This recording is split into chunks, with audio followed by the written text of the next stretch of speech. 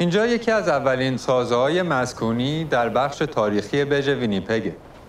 آدمای معروفی اینجا زندگی میکردن؟ نه.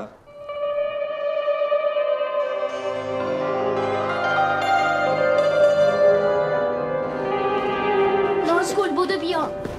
نگین! چرا داریم میدویم؟ سر یه تو یخ پیدا کردن. آخه اصلا چطوری از تو یخ درش بیاریم؟ Alors, me dit que ta dernière journée ici, c'est ça? Billet pour Winnipeg, s'il vous plaît. On va discuter de ta nouvelle vie.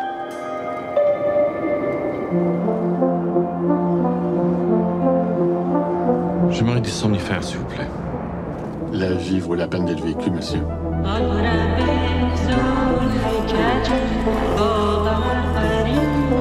Bingo! آفرین! باریکلا! معلمم کاملا دیوانه است.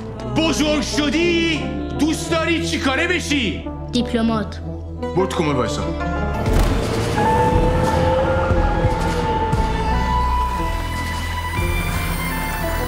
برو آروم بیدارش کن.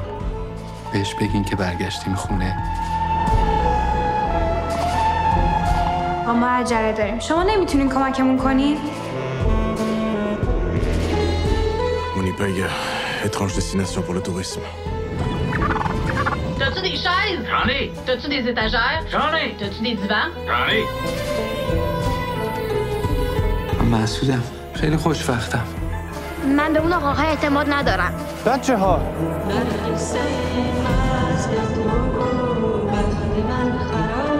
باشد تا هر روز زندگیت نوروزی پر از شادی و خوشی باشه. همون جوری که رودخونه اسینوبوین میپیونده به رود قرمز، ما هم همه به هم وصلیم آقا.